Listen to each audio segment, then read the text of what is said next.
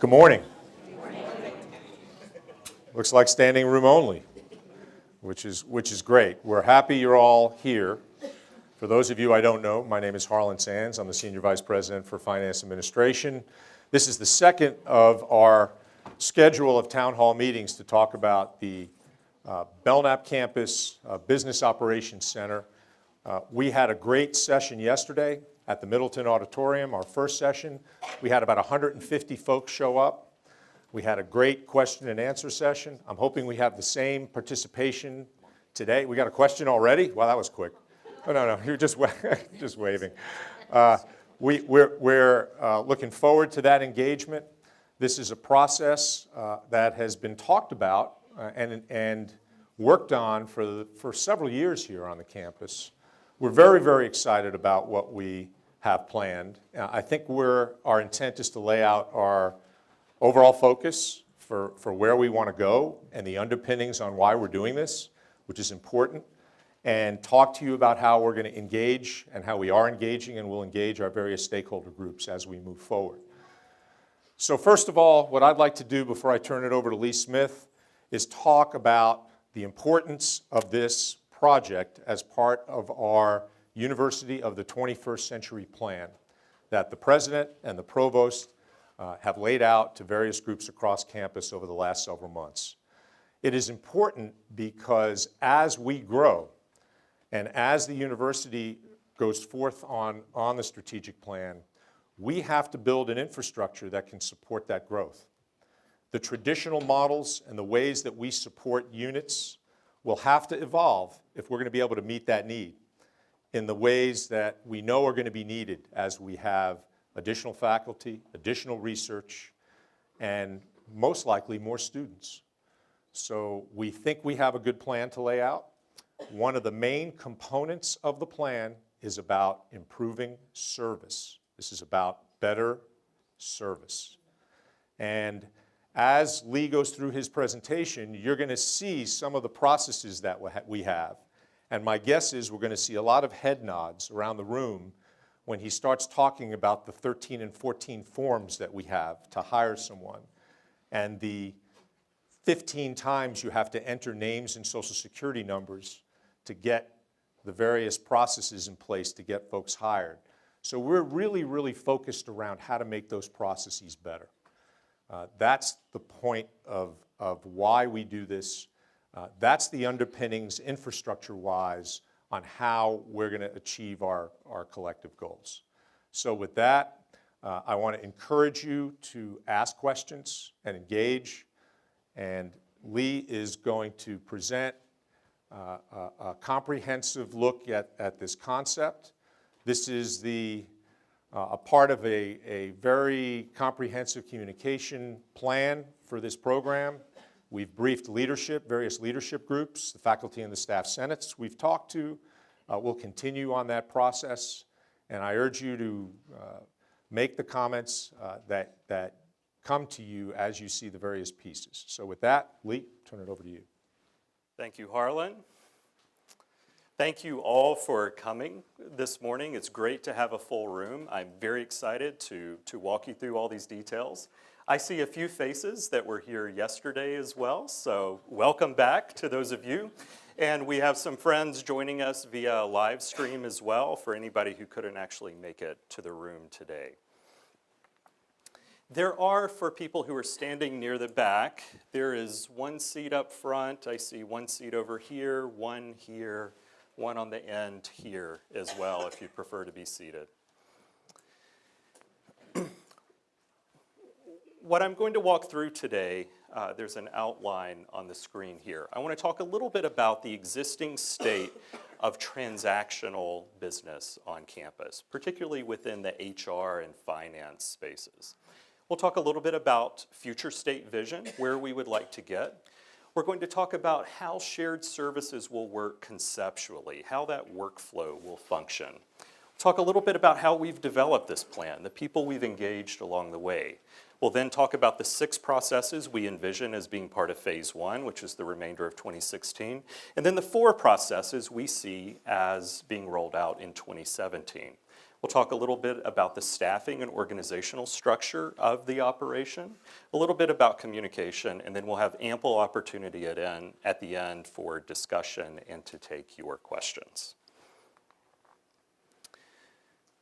We've had the opportunity to engage with a number of people across campus and talk about the existing state of HR and business transactions. There are a few themes that float up from those conversations. First of all, a lot of our processes may have been great when they were initially instituted, but as the institution has grown, as it has become more complex, those don't necessarily meet our current and our future business needs. We have a lot of fragmented processes. So you have a process over here, and then once you finish that, you have to go over and do this other piece, and then you have to go over and do another piece. And these processes don't always interconnect in the way that you would anticipate. We have a lot of non-integrated systems.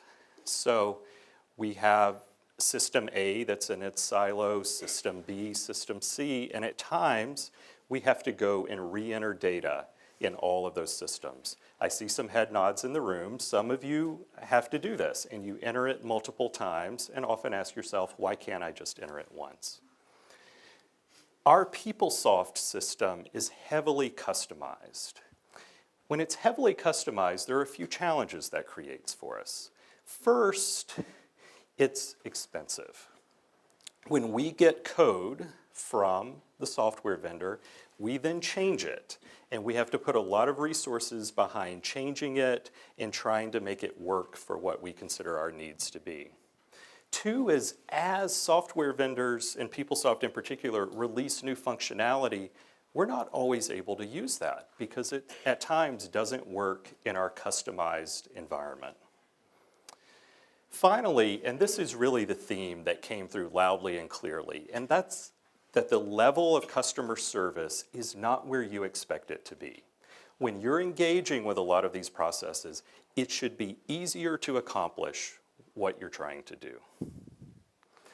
So visually, what we have asked you to do, because of the way that we've set up the system, is to interact with HR and finance in this way. There's not a simple way. It depends, what kind of HR question do you have? Whom do you contact? What kind of finance question do you have? Sometimes you have to get bounced.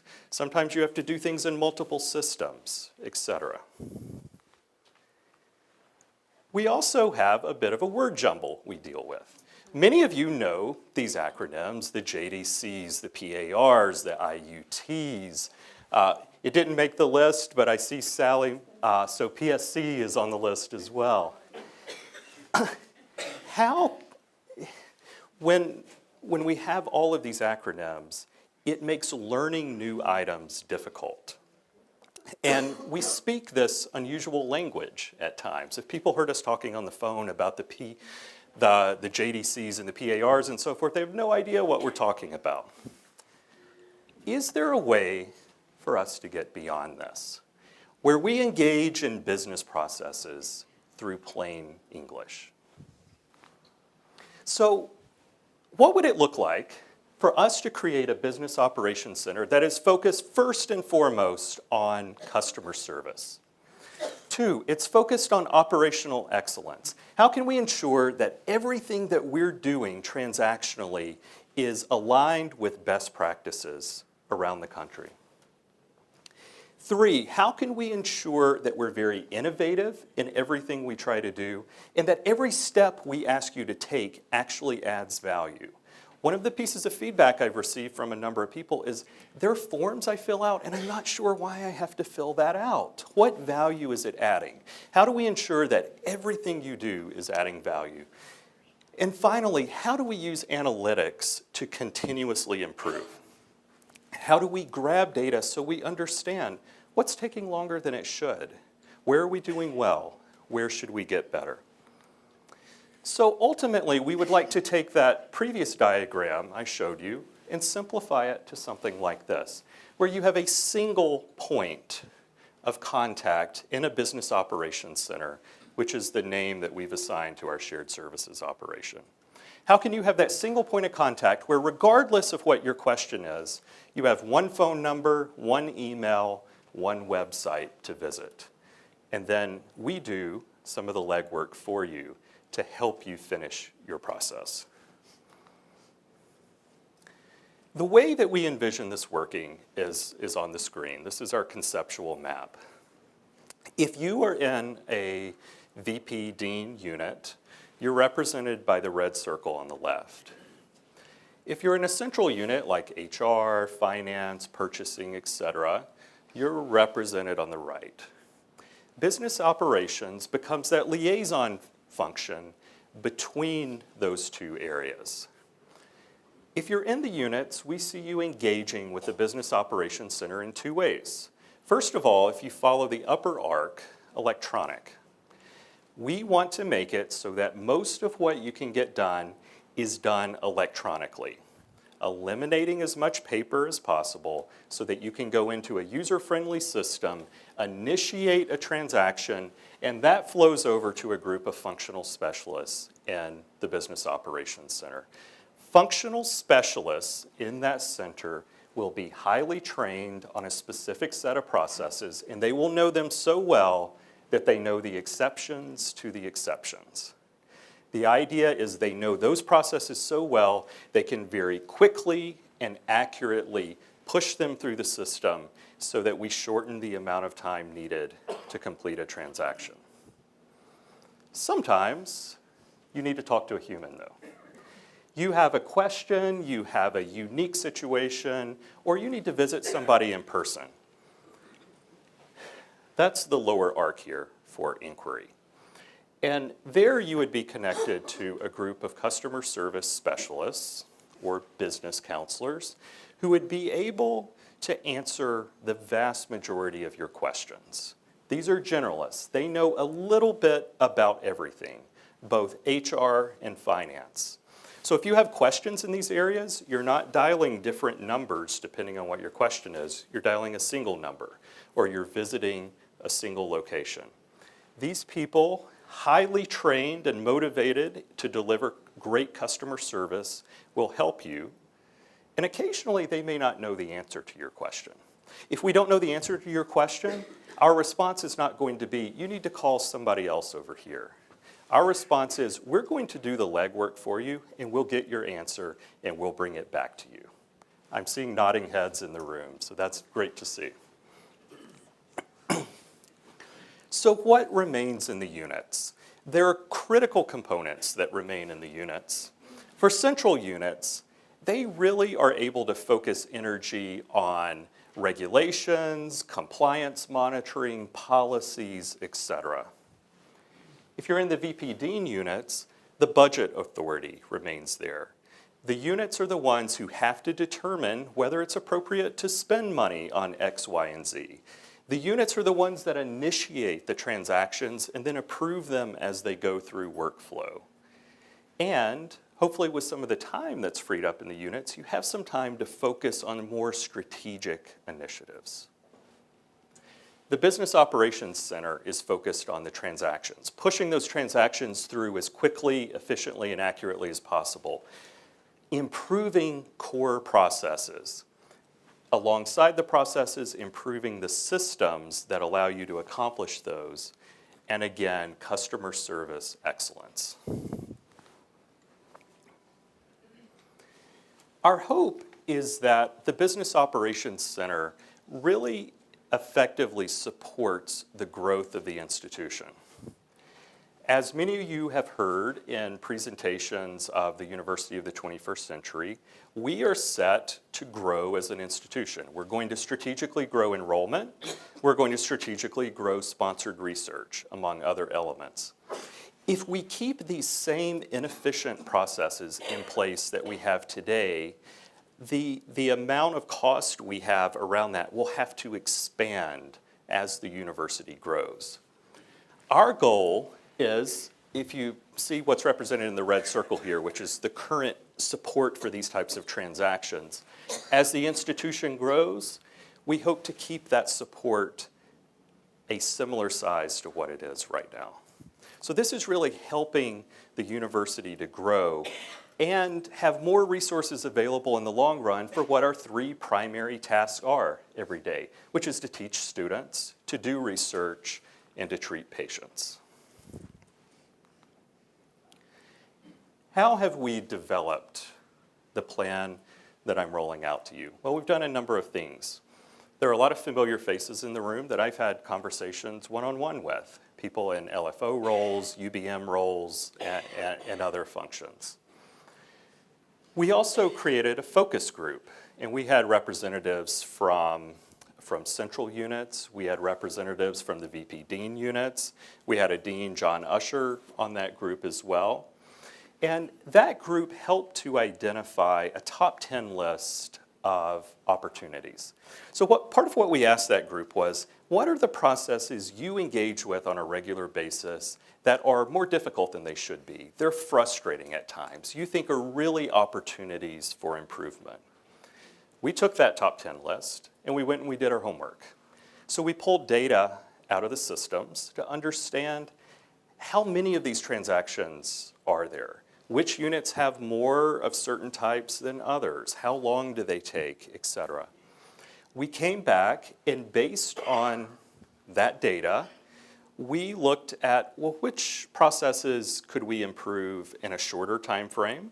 Those are the ones that went into phase 1, and which are probably going to take a little bit longer. Those went into phase 2.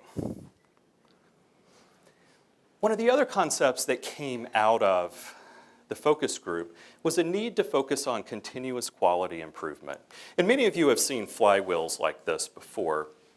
So in the focus group, we really focused to identify opportunities. What are those processes, those 10 processes? We then began to assess them and identify key metrics around them. That's the data pulling we did. We're now in the process of beginning to re-engineer those transactions. And so that happens in several ways. It happens by revising the core business process, by making system enhancements, and also updating policies when needed. And we're going to talk a little bit more about the work groups that we're forming to actually handle these process re-engineering tasks. Once they're re-engineered, you do training and deployment, but then you start pulling the data and the metrics back in so you understand, have we made the improvements we wanted to? If a certain process took 10 business days before to accomplish, are we doing it in 9 days, 8 days, 7 days? How can we continue to shorten that? What are our opportunities for additional improvement? You then, based on that data, refine the process and go through the cycle again.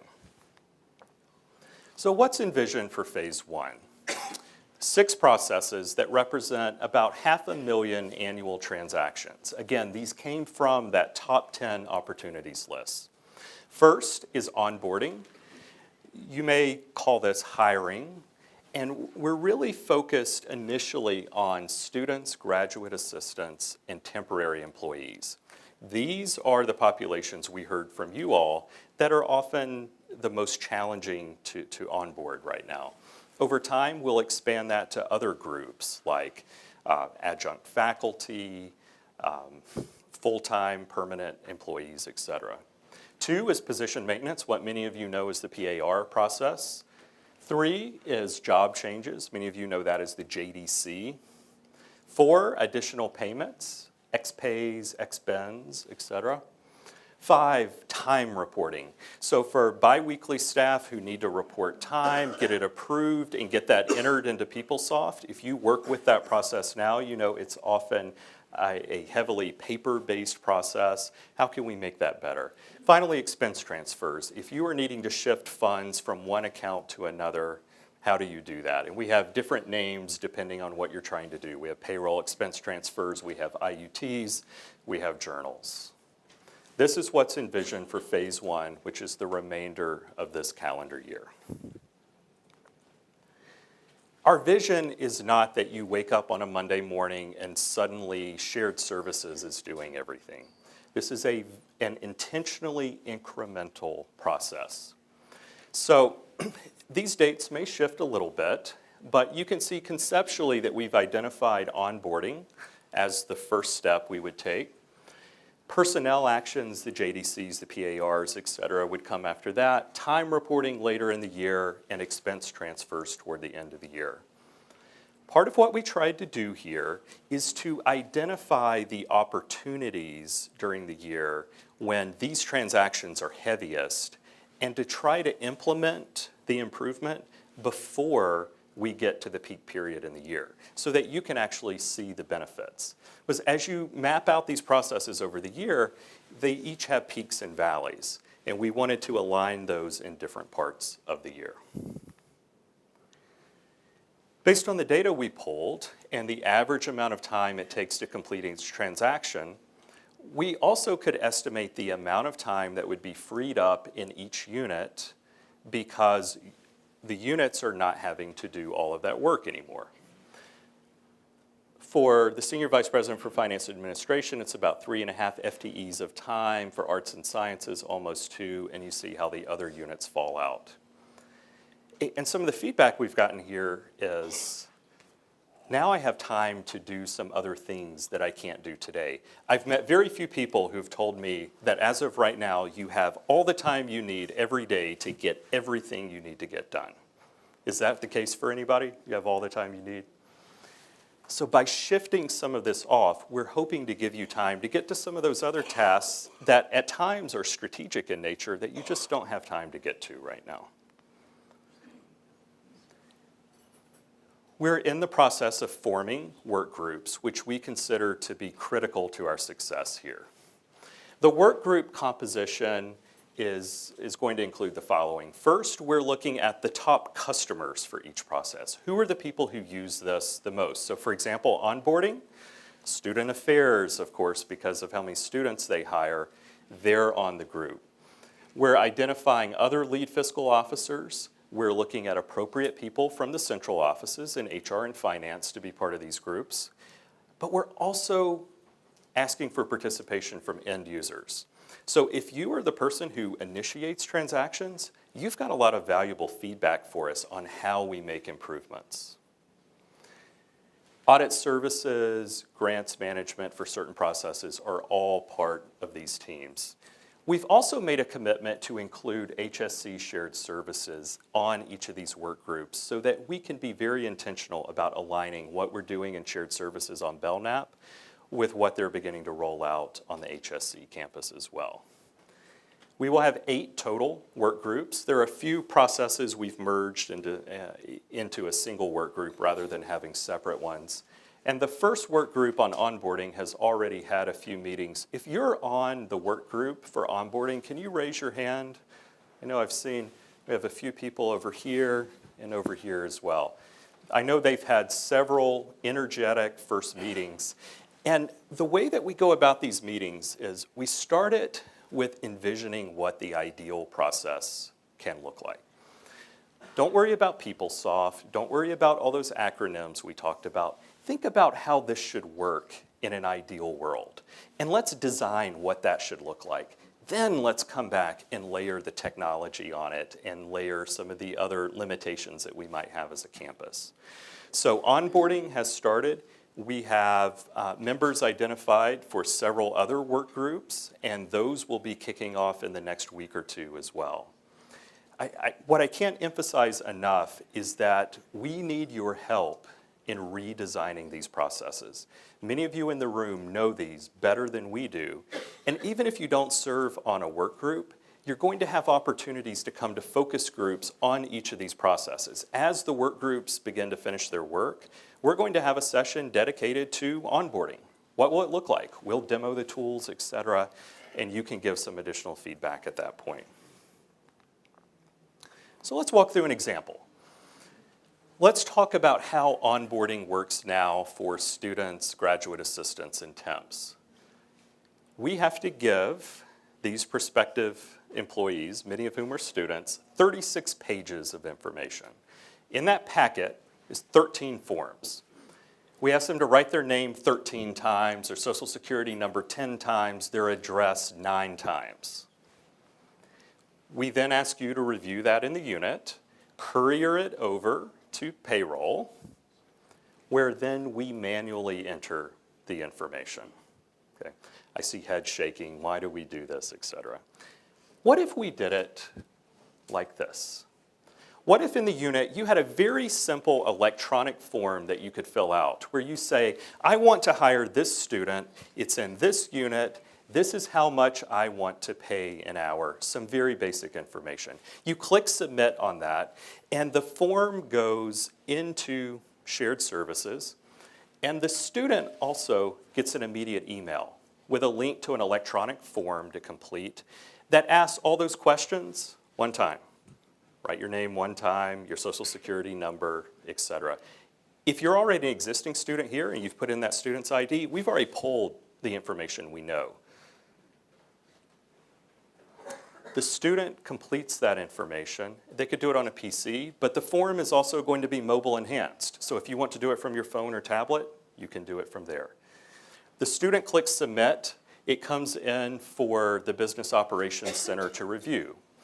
As those of you who work with students know, there are certain things we have to check. One of those is, for all of the students' campus jobs, are they not exceeding 30 hours of work a week? So we'll do some of those checks and ensure that everything's appropriate.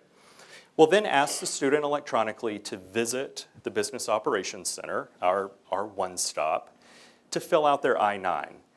As much as we want to do everything electronically, unfortunately, the federal government isn't always on board with that, and there's some things we still have to do in person. So we have to verify ID, driver's license, passport, et cetera, as part of the I-9 process. We'll do that in the one-stop, we'll quickly finish the work, and then you will get an email back that says the employee is hired, you may schedule them now. So you initiate the process, and we finish it at the end. One of the great things that great pieces of feedback we've received here, and I'm looking for my friends from the libraries, I saw them earlier, right over here, is when she's having to do a lot of this work now is during one of the busiest times of year already.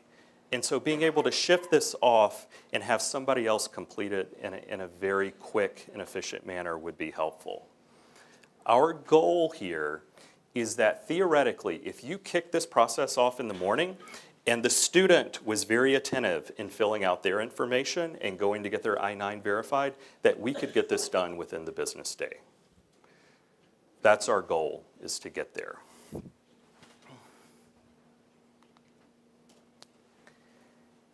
As a student is working through the process, though, we don't want you to feel like you've just sent something off into an electronic black hole.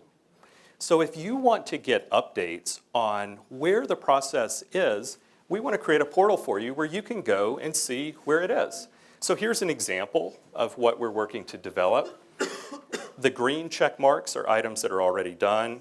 The blue circles are items that are in process, and the red are actions that have not yet completed. So if you're in a department, the idea is you could pull up a list of everybody who's in process for your area. You click on the person's name, and you're able to see this level of detail. Maybe you need to nudge the student along to actually complete their information. If you don't have time to check, that's okay, because we're going to be monitoring that as well. And if these requests stay there for a period of time, we're going to proactively reach out to the student and say, is there something we could help you with? Can we help you get this completed as quickly as possible? Because we're going to be measuring the time that it takes to get each of these done, and we want to limit that as much as possible. So those metrics, I just talked about turnaround time. We're going to be monitoring that. Customer satisfaction, we're also going to send emails both to you and to the students we're hiring that says, how did we do? Give us some feedback. This isn't a long 15-question survey. It's a question or two. Were you satisfied with the work we did? We will also track the amount of rework we have to do. So were there errors made along the way and we had to send something back for the student to complete again?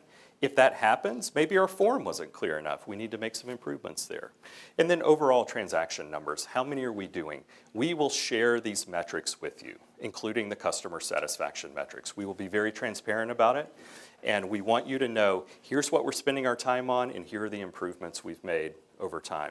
For a lot of these, we will want to show comparisons. For this year in April, This is how long it took compared to last year in April. This is how long it took. Did we improve?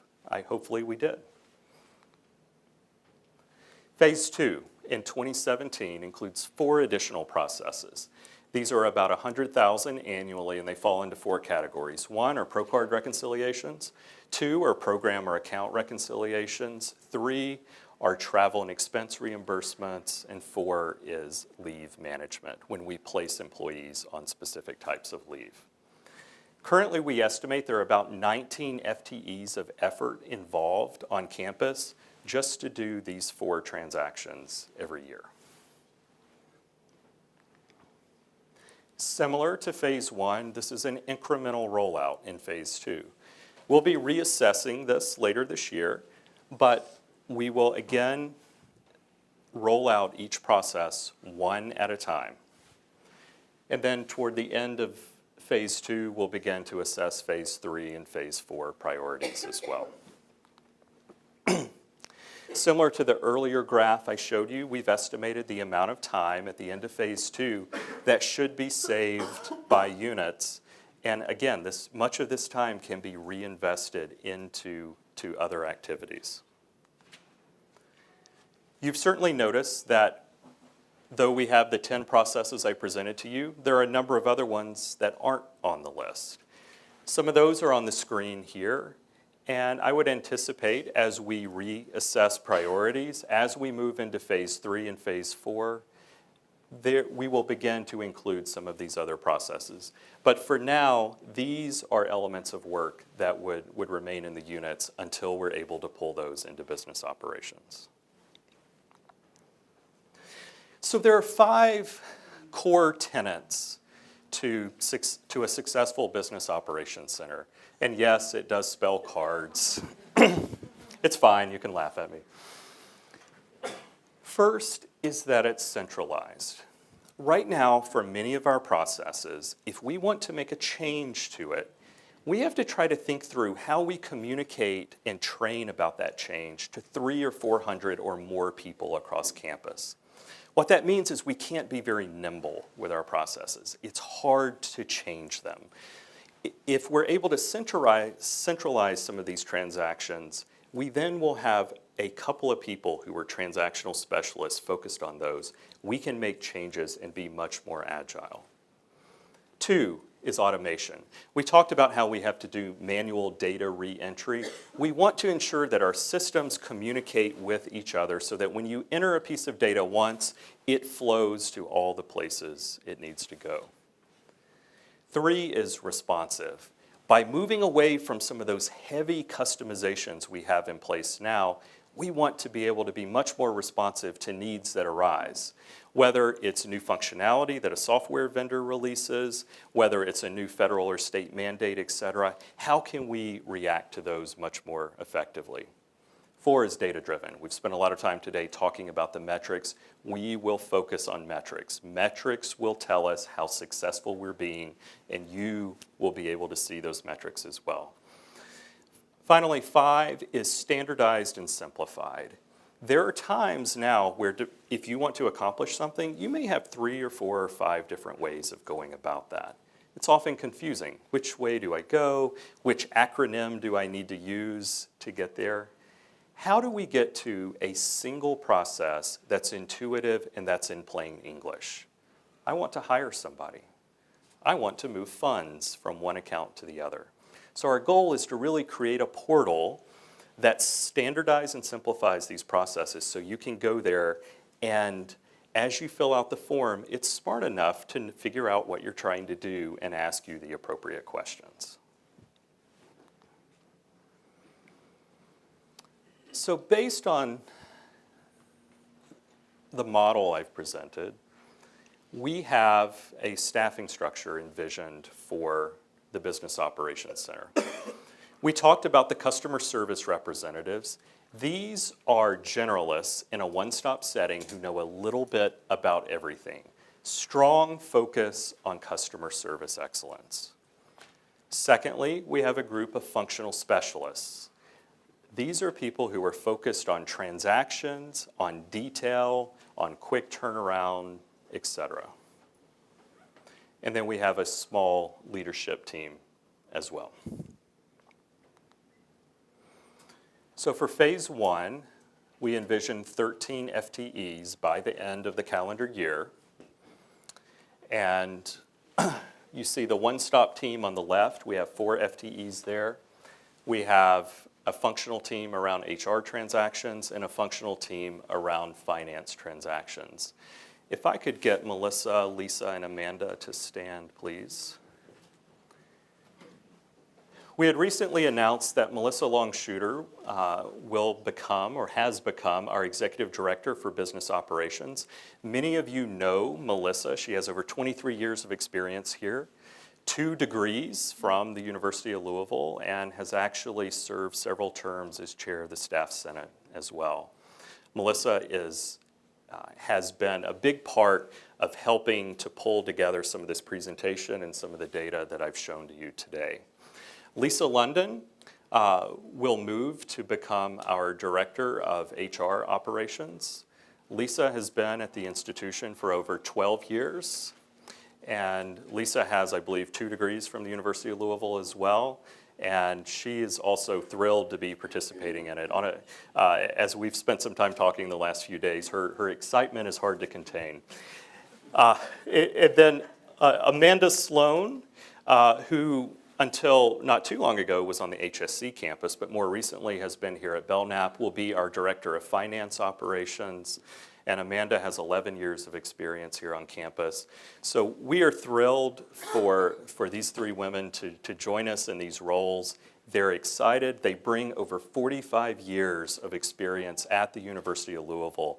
And I'm just thrilled to have such energetic, wise people who are going to help lead us through this process. So please join me in congratulating them. Thank you. Our goal for phase one is to staff the remainder of these 13 FTEs through resources that already exist in the Senior Vice President for Finance and Administration's organization. We want to use phase one as an opportunity to prove to you that this concept of business operations works and it works well. So we're not asking units around campus to free up resources for us during phase one. We are focused on staffing that internally to get through this initial phase. One of our other points of emphasis has been for people who want to join us in the Business Operations Center to create a career ladder for them. So conceptually, what you see on the screen here is within the HR space, the finance space, and the customer service or the one-stop space, there's not just a single role. There are roles at level 1, level 2, senior team lead, so that if you're working in the Business Operations Center, you have opportunities to progress over your time here. This is some feedback that we've received along the way, and so we were very focused on creating these opportunities for advancement within business operations. We presented this yesterday. We actually received a few emails last night as well from people who said, I really like what you're talking about. I would love to be a part of that. Can we have a conversation? So if you have interests there, we want to be careful that we're not pulling people from departments unfairly. But if you have interest, we'd love to talk with you. If you have interest in participating in any of these processes, we do want to hear from you. We understand that communication is a critical part of this process.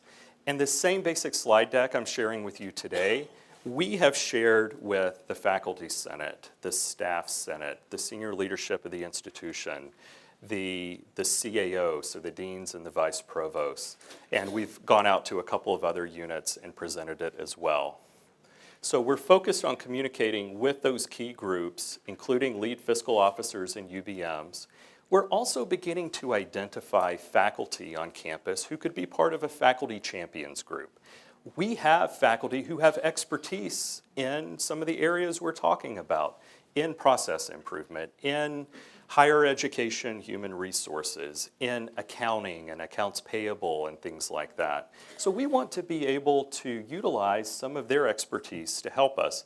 We understand that a lot of faculty can't commit to a work group meeting that may be 90 minutes a week and fairly intense for a period of time, but we do want to engage with faculty as well along the way. I talked about the work groups and the focus groups that will then be focused on specific processes and allow you to give feedback. And then we will have other town hall meetings like this as well. These are not the only two we're going to hold. There will be many more of them in the future. We'll use a number of communication channels to get this out to you, email, meetings, and we very soon will be launching a website, so you'll have a place to go electronically to get information, including a copy of the presentation from today. So that's the end of the presentation I prepared. So we want to take some time now to answer the types of questions that you have.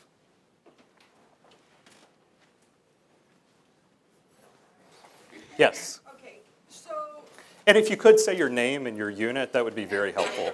And yes, we'll bring microphones around because we're live streaming this. We want to be sure everybody can hear the question. my name is Ginger Brown. I'm from Criminal Justice, and I'd like to know what your vision is for the departments. Because after you leave the units, you get down to the people who are actually out in the departments initiating all of this business for you. And that was missing from your presentation, or I missed it. I'm not sure which. But the departments weren't there. So the people who are in the department, so let's take criminal justice for an example. There are these processes that have to be initiated, and that work remains in the units and remains in the departments. The approvals, so depending on the type of transaction, there's going to be a workflow process that you go through. The departments and the units are the ones who have to decide whether it's appropriate to approve a transaction. The budget monitoring, et cetera, that remains in the department. So we take that back to our unit to find out how changes occur. Yes, that's correct. Other questions? Right behind you over here. Talia Willis, English department. My question relates to the FTEs for phase 1 and phase 2. That equates to around 30-something FTEs, which means that are potentially job losses. Because there are potential people that only do hiring or onboarding. So how does that equate to people in the department? I mean, will there be layoffs or VSIPs in the future? Okay, thanks for your question. The business operations plan does not include any plans for layoffs. That's not part of this plan. Our focus is on making processes better, more effective, more efficient, better service, et cetera. First and foremost, that's what we're asked to do. There are going to be, for those 13 FTEs plus whatever we finalize for phase 2, it's around 19 FTEs of effort right now. Again, for phase 1, we're looking at resources within the Senior Vice President for Finance and Administration. There are many people who are already doing this type of work in units that are within Harlan Sand's division. And so we're looking at ways that we can capitalize on that. For phase 2 and beyond, I think there are going to be a number of opportunities. As I mentioned a moment ago, we heard from people last night who are in the units who said, I do some of this work. I'm really excited about the model that you've put out there, and I'd like to talk with you about maybe joining business operations in the long run. In addition to that, the units are, because you have some time savings here, you may be focused on something right now, but those job responsibilities may change over time to allow you to focus on some other responsibilities in the units. So depending on how your unit is set up, the result can vary a little bit, but there are going to be a number of different opportunities there. Our desire within business operations is to focus on recruiting great talent internal to the university to join us and be part of our team.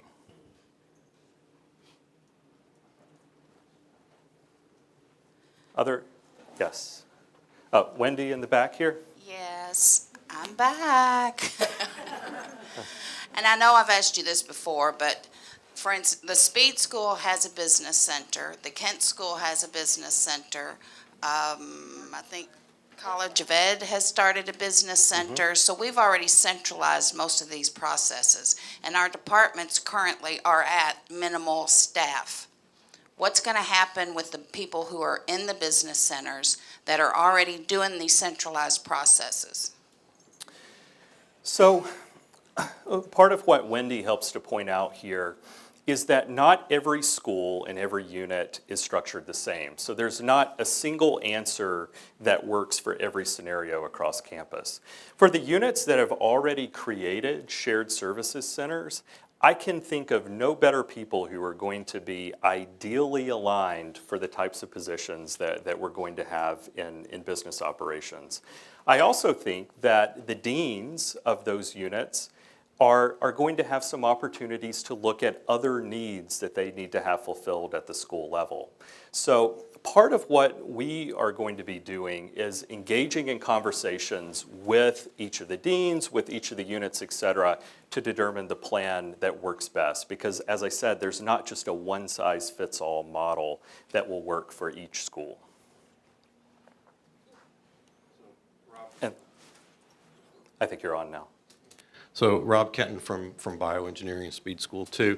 One of the things though that I'm not clear on is, so with the model that you're saying, because as Wendy mentioned in Speed School, the UBMs were essentially removed from the departments, okay, and moved into the centralized. And some of my comments here, the people in the business center are fantastic in Speed School. So this is not anything about the people.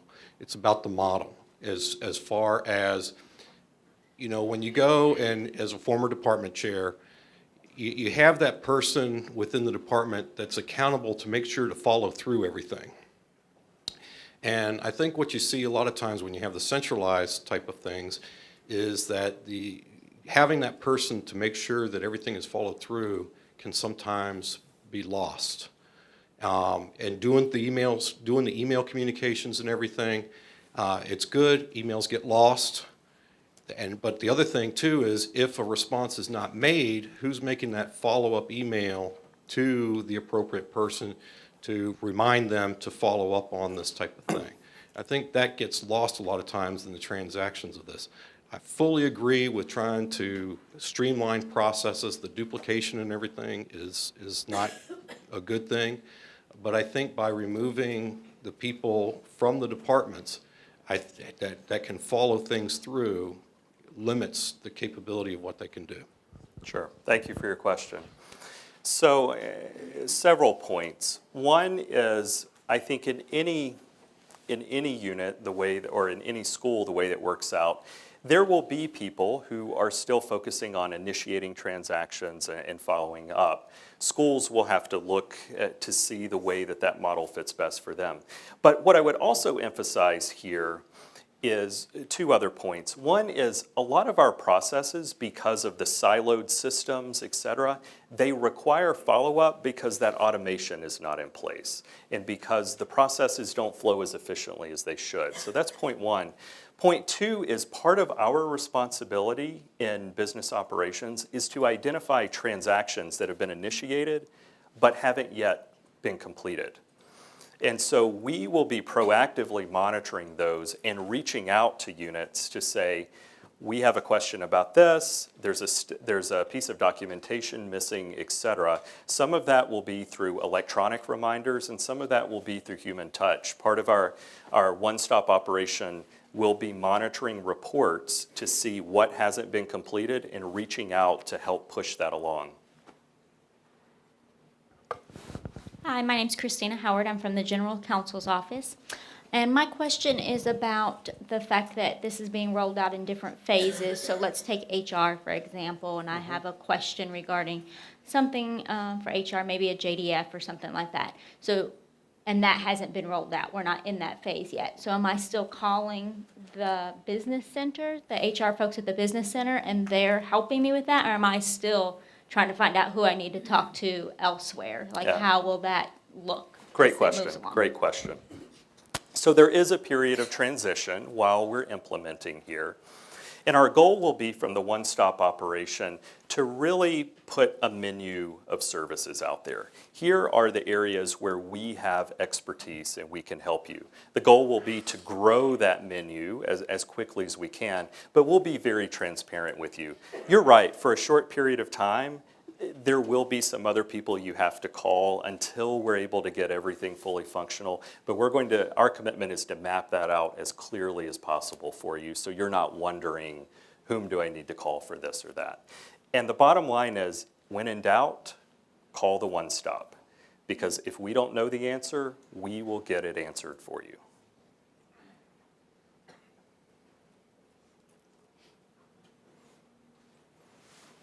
Yes, back here. Missy Heck, Speed School. If you have already made the changes for certain schools to have business centers, and if it's working, can't social work, Speed School, why break that? If it's working, and that's what it went to, now you're changing it to be one central location. So I think the microphone broke up a little bit, but the question is, if it's working well in the Speed School and other locations, why break it? Why break those units up and pull them into central? And I think that goes back to a few of the concepts I mentioned around our ability to focus on processes and be as agile as possible as we can. If we're able to really focus several functional specialists on doing that process for the entire institution, it's much easier for us to make updates to it, changes to it, et cetera. And I think also because there are some components here that are going to have to move centrally from the HR offices, the finance office into central, it's more efficient for the customers on the end. They have one place to go. So I understand your question. It's a very fair one. But in terms of maximizing the value out of shared services and the efficiency, the accuracy, et cetera, we feel like this model is the best way to get us there. Yes, up front. The mic is coming. Hi, my name is Mary Mudd. I'm from the debate program. I think that a lot of the streamlined services are really great and ultimately will help lots of people in lots of departments, but I also understand that in the meantime, there have been a lot of processes that we're required to implement in the departments that have been very confusing for a lot of the people that are having to deal with them.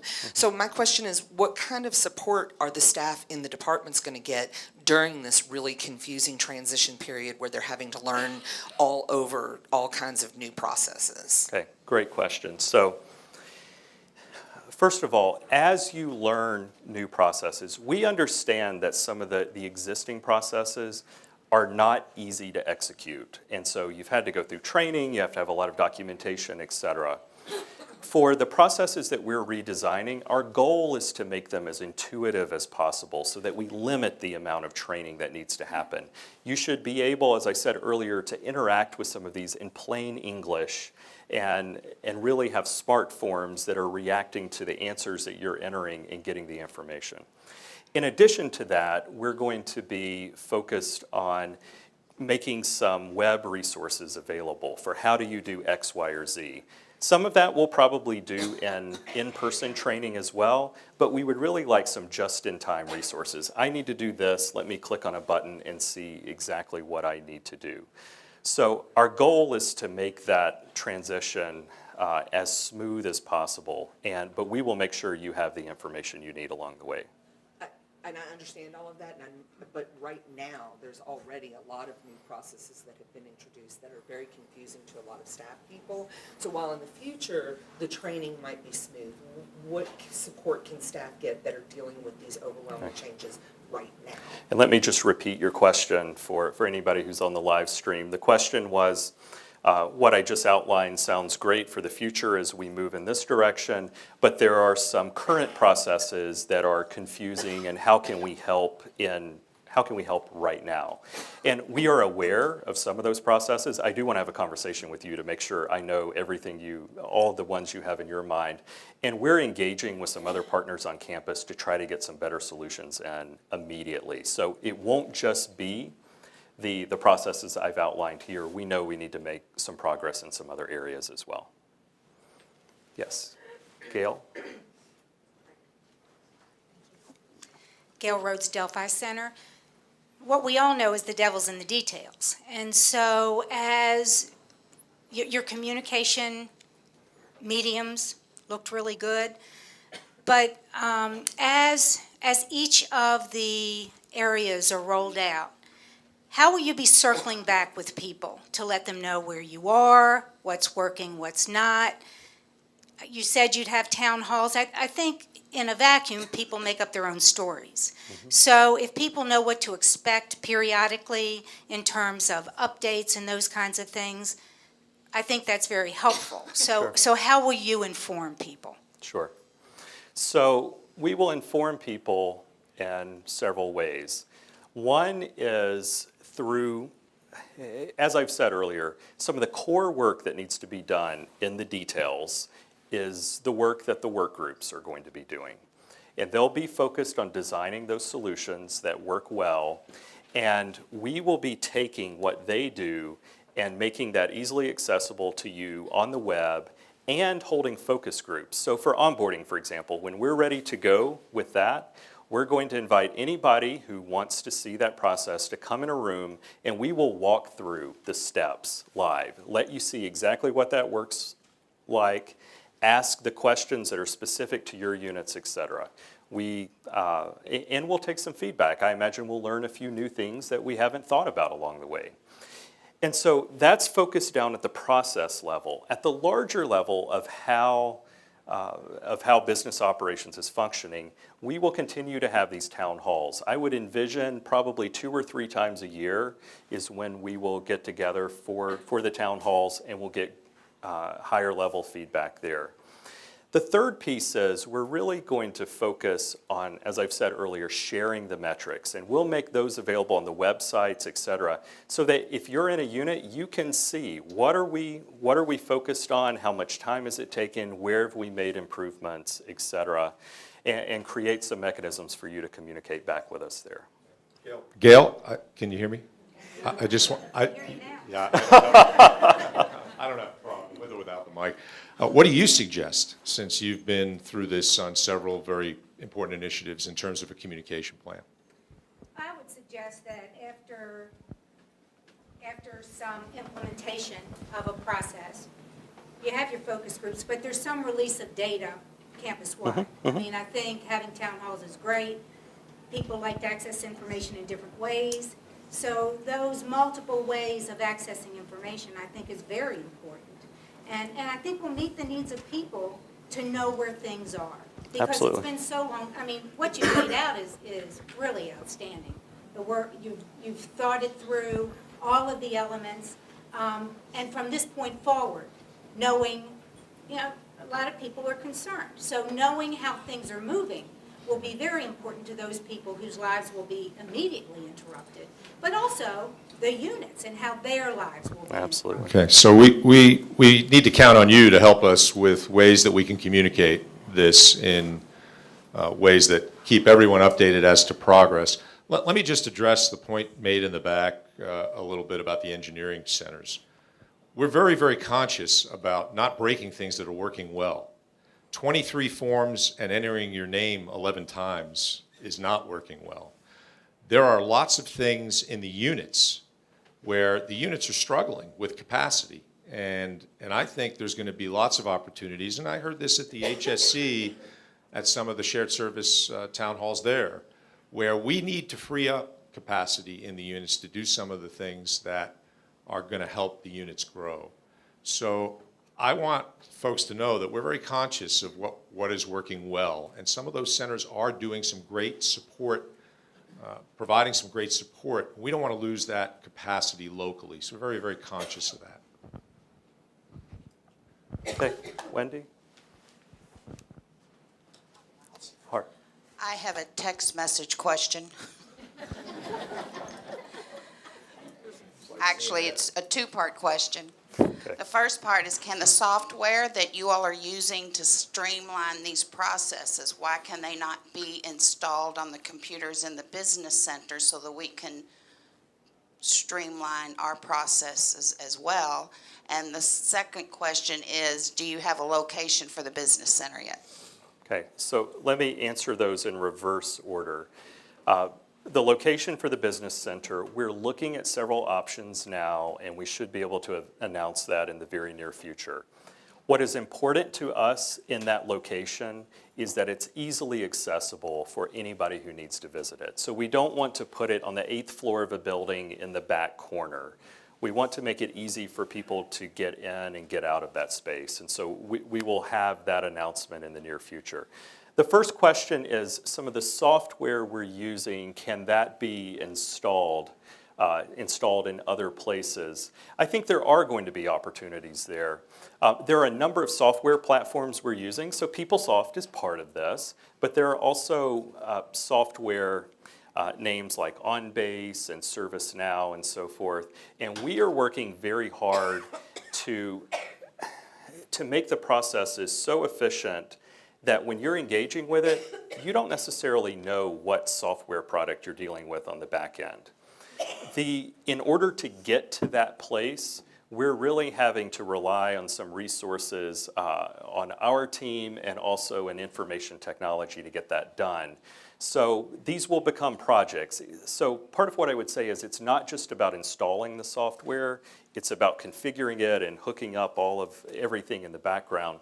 But I would say, if there are ways that schools see that you could benefit from some of what we're doing, we absolutely want to have those conversations to see if we can create some bigger wins for units around campus, whether or not they're part of business operations, whether or not those processes are part of business operations.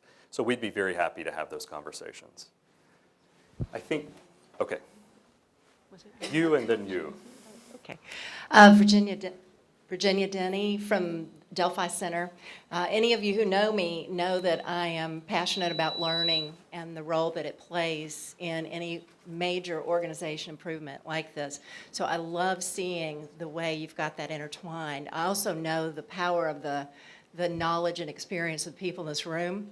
And I'd like to hear a little bit more about how learning is going to loop with this process of continuous improvement and how that might play a role. Sure. So one of the baseline elements for our success here is that we need to learn quite a bit from you all in the room about each of these processes in order to be successful.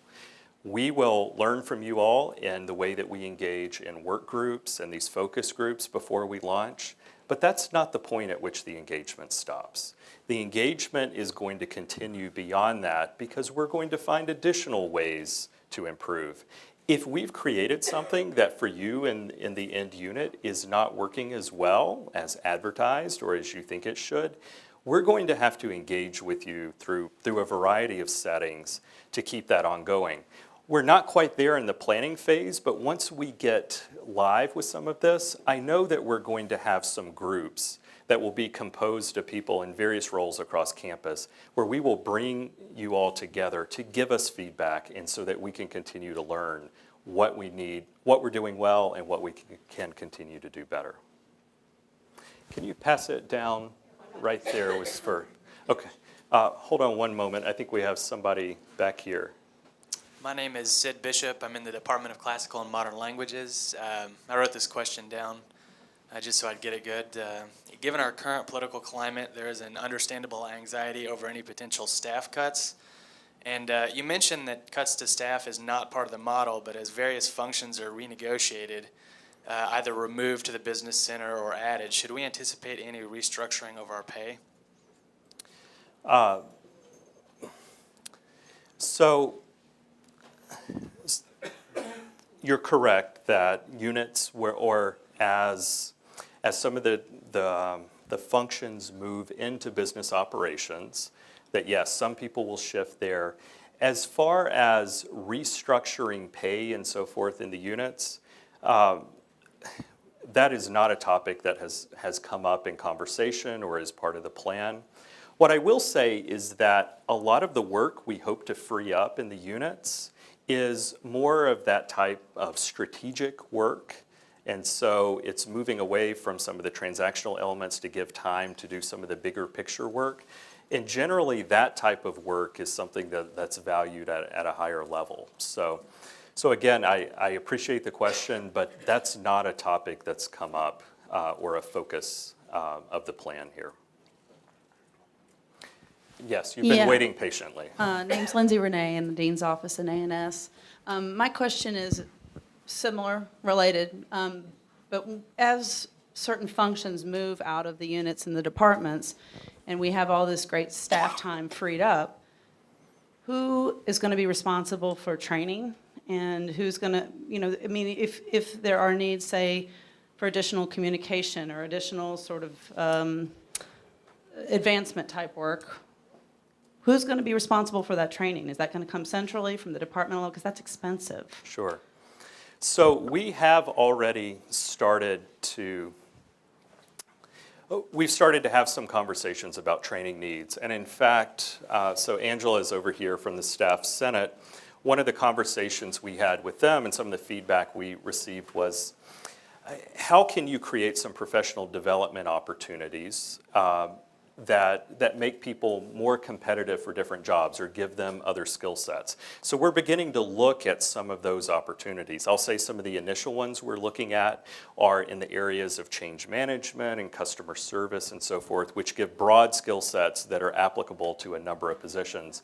But I think there will be other types of training like that we will look at in the long run. So let me jump in here a second, because a lot of the last few questions have focused on a particular piece that I think is really critical.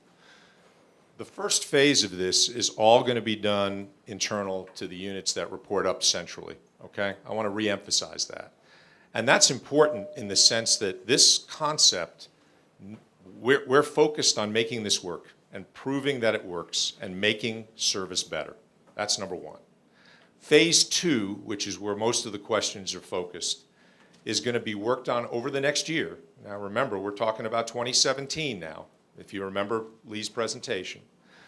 And we're going to have to work through those questions with the deans, because our goal in this process is that we're only looking at the transactions, okay, and making this a transaction-based service model. So some of this is a work in progress. We don't know exactly what kind of roles or those FTE data that you saw are estimates. They're based on transactions. They're not actual real numbers other than our estimates on what type of workload will be freed up. As we free up workload, the intent is that those decisions will be made on the local level. Those decisions will be made in the departments, back to Ginger's question, and at the dean's level for units that have shared service types of centers. So we're going to be working very closely with the leadership across the campus to ensure that when these things evolve, as they evolve, we make sure that that freed up time gets invested back in the university the right way.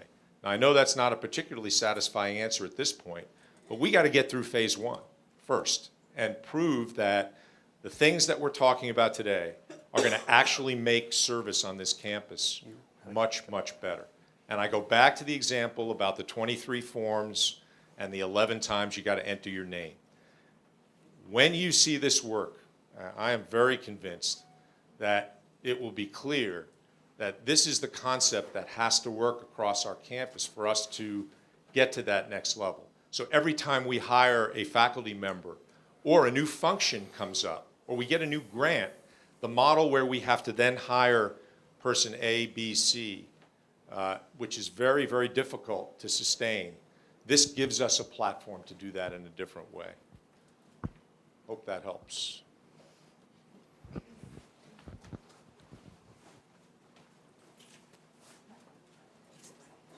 I'll make sure they get down to you.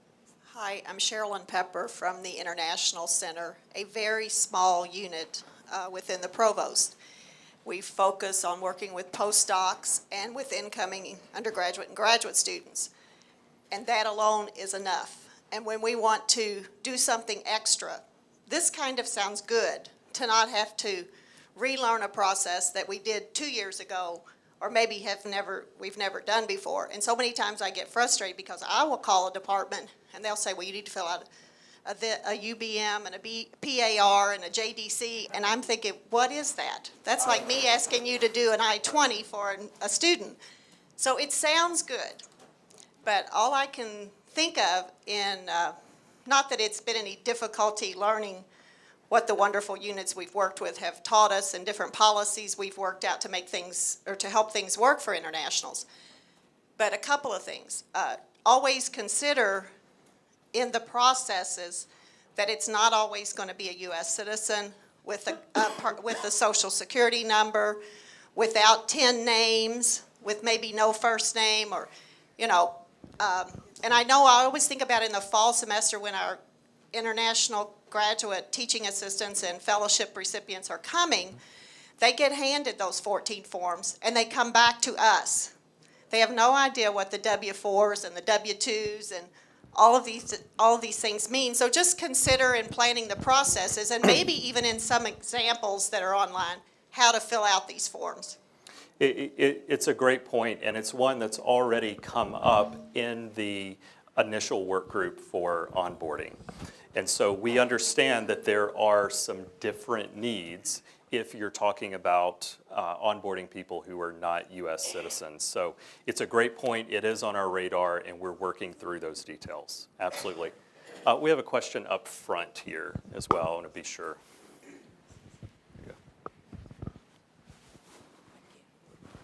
My name is Tiffany, and I'm from Debate. And I know that you said that when you conceptualize the time that'll be freed up, it'll be freed up for strategic things. I have kind of a two-parter. One, how do you define strategic? And two, is there going to be some conversation within the units with the chairs to make sure that the people that are freed up can do those tasks? And I think that's the question I was getting at with my answer, that these have to be worked in partnership with the deans. I don't think we know enough right now to know what those functions are. We really have to depend on our local leadership to define what that freed up time is. As we just heard in the International Center, there's things that, we need more time to accomplish the basic day-to-day stuff. I hear this all day long on campus. We can't function at maximum efficiency to service all the emerging needs that we have, whether it be a compliance need, or a student need, or a faculty need. So in our view, this process is really designed to free up capacity. Now, how that capacity works, I don't have the answer today, but that discussion is going to happen on this campus over the next year. Mm-hmm. So you'll have ample opportunity to have input into that process. Wendy's raising her hand. Martina Warren, A&S Dean's Office. Now that Lisa is moved to this business center, or business campus shared services, what role of hers that was in HR? Who do we go to for that information? Or is all of that role being moved into this business center? So, and I think the microphone was breaking up a little bit. The question was, because Lisa London is taking on a new role, if you need help tomorrow, whom do you call? If you had previously called Lisa, and the answer is you still call Lisa. So this is one of the great benefits of shifting somebody internally. She has a commitment to continuing the service in her areas and ensuring that there's a good transition. So we will be communicating with you as things change, but if you need to call Lisa this afternoon, call Lisa this afternoon. And next week and the week after. Yes. Wait a minute. Wendy? I'm sorry, I'm getting text questions.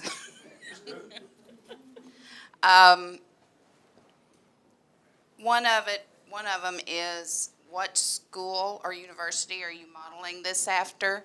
And then the second question is, if once all these processes have gone through the existing business centers, will you dissolve those?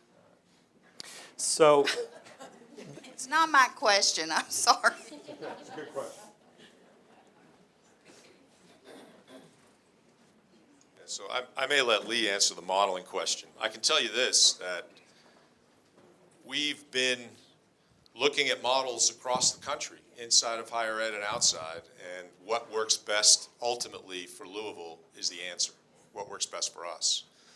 We're convinced after getting the feedback that we received from you that this transactional approach for this campus will work very, very well. That being said, the reason we think it'll work well is because it is not initially set up to dissolve, absorb the existing centers we have and the existing progress that we've made across campus. That's one of the reasons we chose this model, to do it by process, so that then the centers that are out there can see how this impacts them on a day-to-day basis. Mm-hmm. Some centers might be 2 or 3 people, and those 2 or 3 people may have plenty to do even after that onboarding is no longer a function that you have to spend 40% of your time on. Wait till we get to reconciliations and some of those processes later on.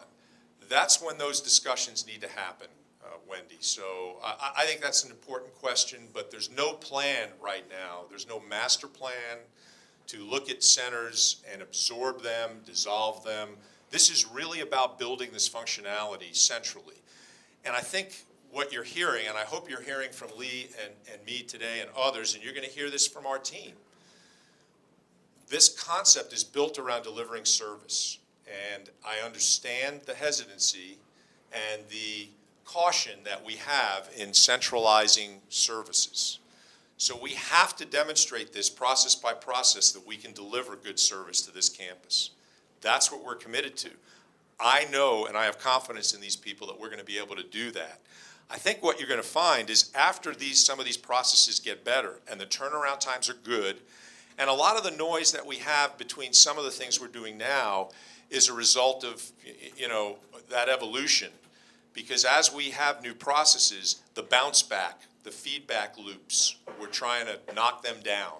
So there's less transactional noise when we introduce these processes.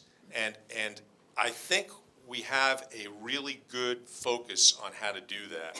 So I think over the next year, the discussions about how phase 2 is going to impact other things is something we're very, very focused on, and there'll be lots of conversations on that. So the question about the model, which institution have we modeled what you've seen today on? And the answer is really, it's about the University of Louisville. We have been very intentional to take feedback from people all across campus to create our model. Now, we've talked with other institutions who have done this, and we've asked them what went well, what could have gone better, et cetera. And so we've looked at Yale University, Emory University, the University of Michigan, Portland State, et cetera. There are a number of groups that we've looked at, and we've tried to take pieces, but ultimately we've crafted that around what will work for Belknap campus at the University of Louisville. Yes. Is there a way to track, Michael Radmacher from IT, is there a way to track the services provided to see how well the services are being provided so that you can perform the analytics to see if they can be improved, if they're being done at the process as quickly as they should be? Yes, and the answer is absolutely. So if we, for example, envisioned a process that has 5 steps, we're being very intentional now to put technology in place that allows us to track the time, not only overall for the whole process, but the time between each of those steps. Because there may be a point in the process where it tends to hang up and it takes longer. Well, we want to be able to look at our data and see that that's where the challenge is and focus our efforts on making that piece better. So in addition to the customer satisfaction type data we're collecting, yes, we're putting some elements in place to track data down within the processes and the systems to do exactly what you were describing.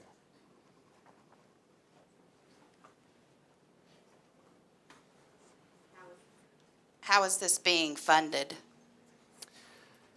Well, so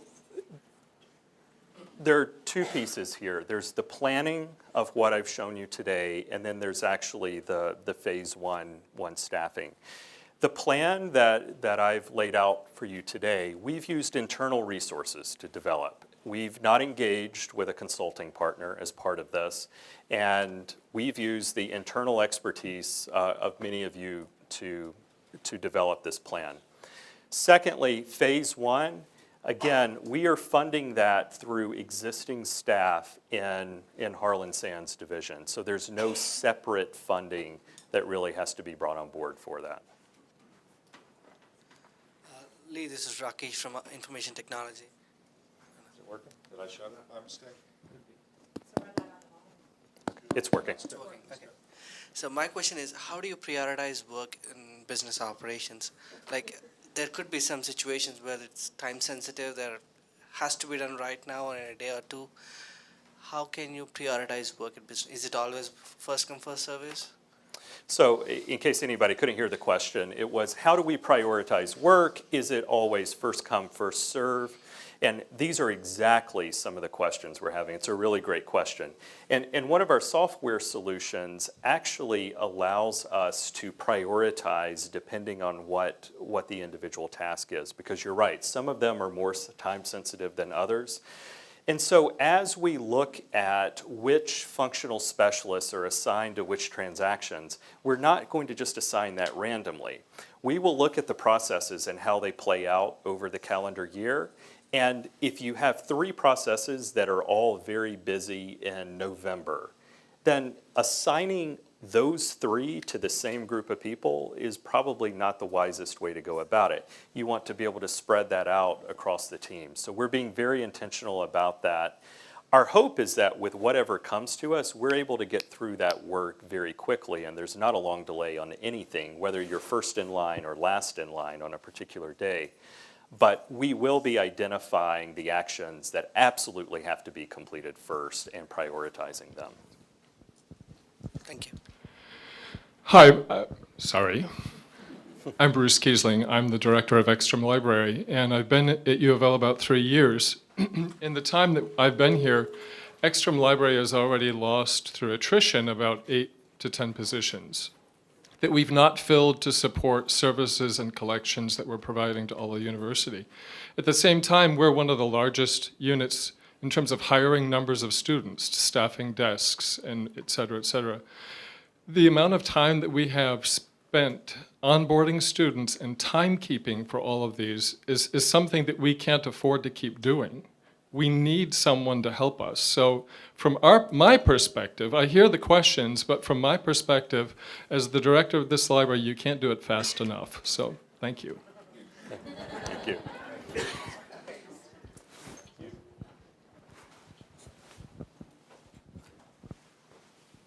Hi. Oh, sorry.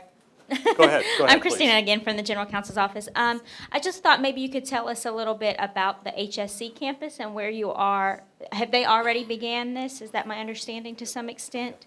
And if so, maybe you could tell us a little bit about how that's going, and maybe it would ease some of our worries. Yeah, I think this is a forum focused on the Belknap shared services concept.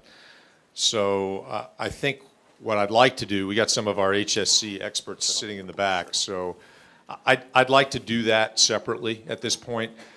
I do want you to notice that in the presentation today, we're being very conscious about how these business service centers relate to make sure that we don't build another layer on top of what exists.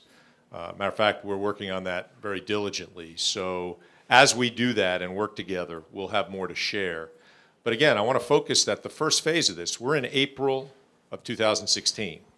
So for the next 6 months, you're going to see the focus on our phase 1, which is really the kinds of things that normally are provided centrally anyway, that at least the resources are central.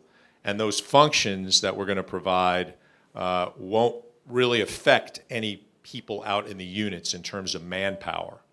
So in terms of the functionality, we'll be communicating that, as Lee said, over time, and certainly how this interrelates to the HSE Service Center, we'll communicate that too. Any other questions? I have one. Yes, Can sir. you hear? Yes, Yes. I'm a department chair, and I heard you recruiting staff for the new service center.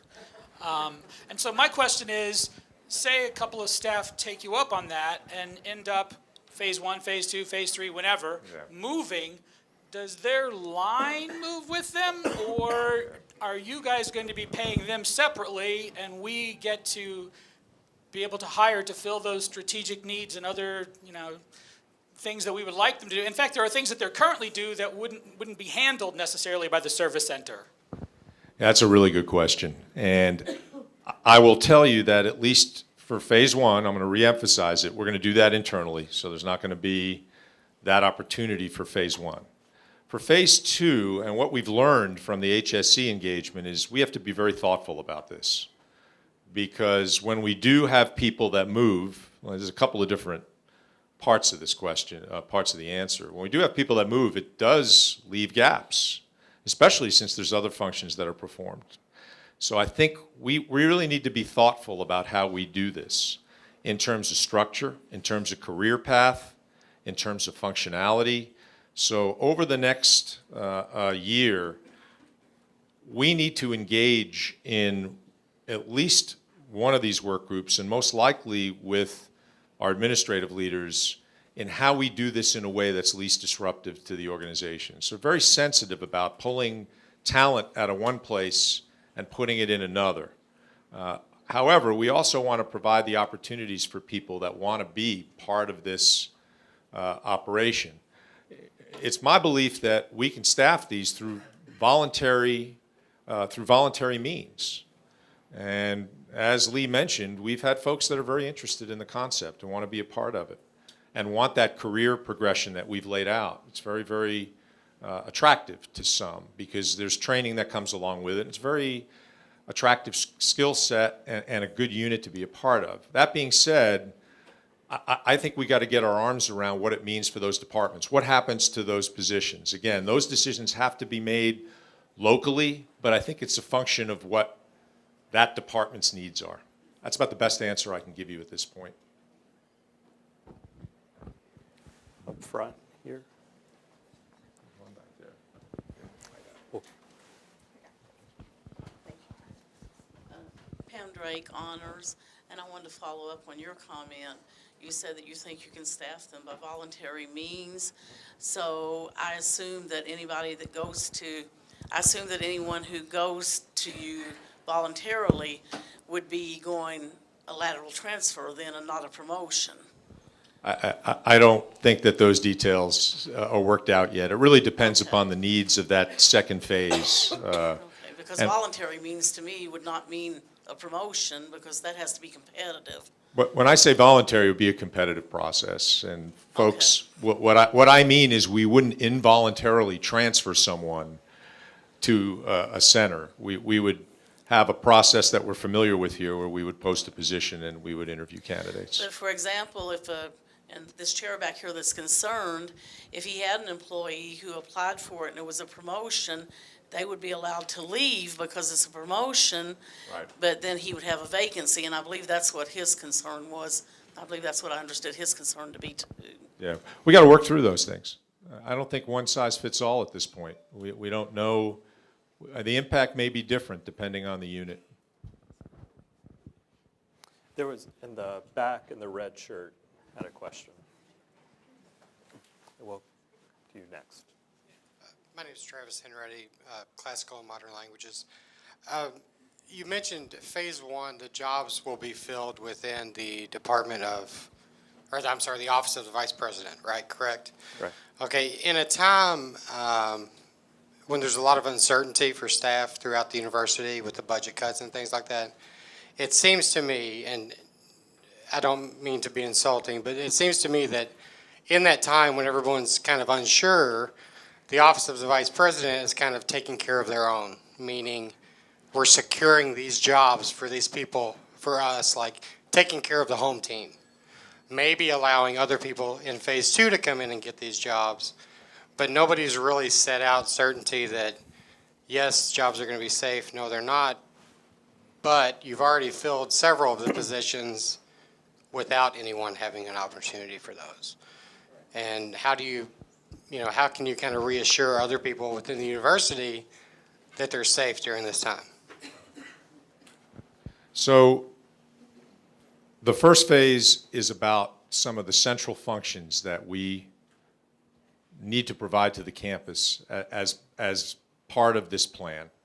So we have talent internally that we've assigned to these functions. And in terms of disruption of university activities, in terms of transition, we have to have a proof of concept first. And these are the folks that have that skill set, and they're under the same organization.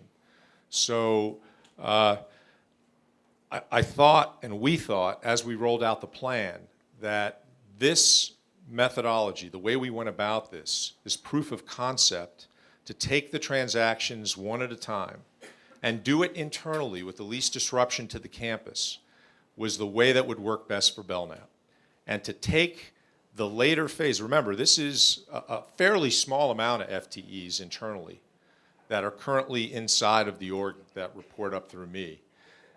As we roll out phases 2 and hopefully later phases where we prove that this is a good way to do business, there's going to be ample opportunity for that. We did not consider this as a job protection effort. It hasn't really been the focus. I understand the thought that you've expressed. I can only tell you that this is really based on functionality and what we think will work best for this campus.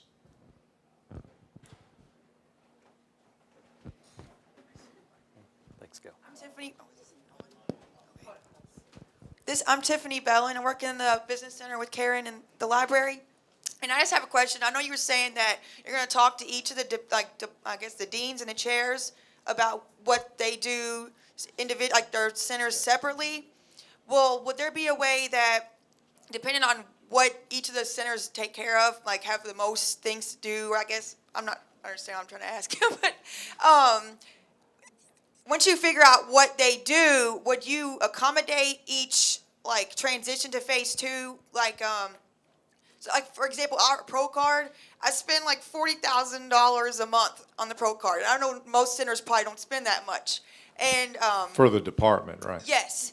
No, never mind. I don't know. Just checking. No, but I just didn't know if, like, in the transitioning to figure out what's going to go into phase 2, what you all, like I guess, exempt certain departments from transitioning to the business center or to the new center, like certain aspects of each department, I guess? Right. Yeah, I think that all has to be worked out.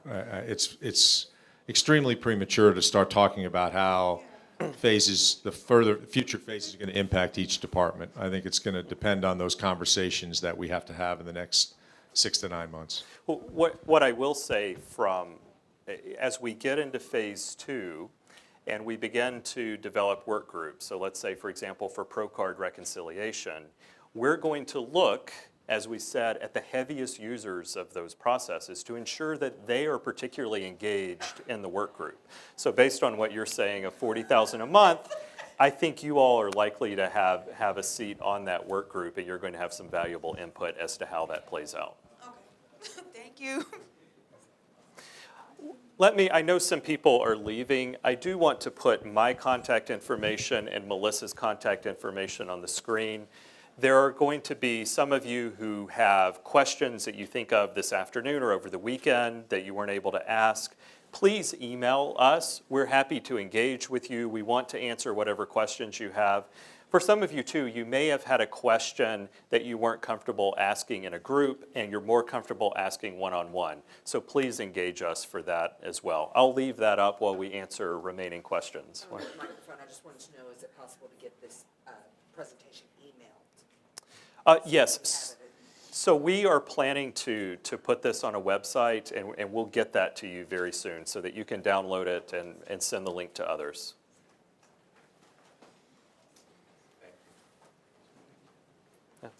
Thank you, everybody. We appreciate it. We will stand up front if you have other questions as well. Thank you.